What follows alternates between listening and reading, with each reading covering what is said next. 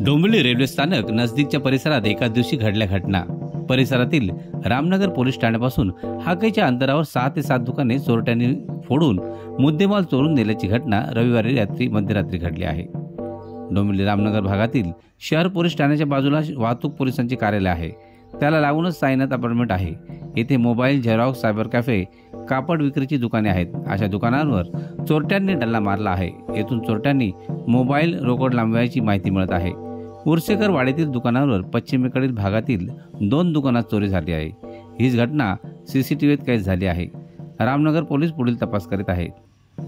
तर घरफोड्या वाढण्याचे प्रमाण वाढलेले आहे आणि आता जी झालेली चोरी आहे त्यामध्ये जवळजवळ 15,000ची रोकड तर मुद्देमाल चोरीला गेला आहे। चोरट्यांचा शोध सुरू आहे असं पोलिसांनी जरी सांगितलं असतं तरी सुद्धा शहरात सध्या भुरट्या चोरांचा प्रादुर्भाव आहे। Bureau report, Dombivli fast.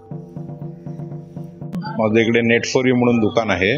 सकाळी 6:30 वाजता मला सोसायटीवाल्यांनी कॉल केला, तेव्हा समजलं की इकडे आमचे बिल्डिंगमध्ये चोरी झाली आहे आणि माझं शटर तोडण्यात आलं, म्हणजे उचकून वरती केलं होतं आणि आतमधलं कॅश आणि एक मोबाईल फोन होता दुकानाचा आणि थोडे काही छोट्या मोठ्या इलेक्ट्रॉनिक वस्तू चोरी झालेत।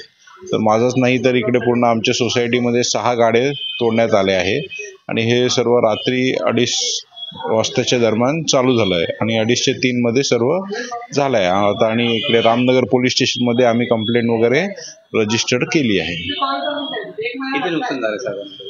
माझं समजा 15-1 हजाराचं नुकसान झालंय, 15 ते 20 हजार। हा, इतर कोणाचे मोबाईल गेले, कोणाचे इलेक्ट्रॉनिक वस्तू गेलेत। मोठ्या वस्तू काय नेले नाही, छोट्या मोठ्या जे खिशात टाकता येतात तशा वस्तू आणि कॅश, मेनली कॅश आणि छोट्या मोठ्या इलेक्ट्रॉनिक वस्तू नेल्या आहेत त्यांनी।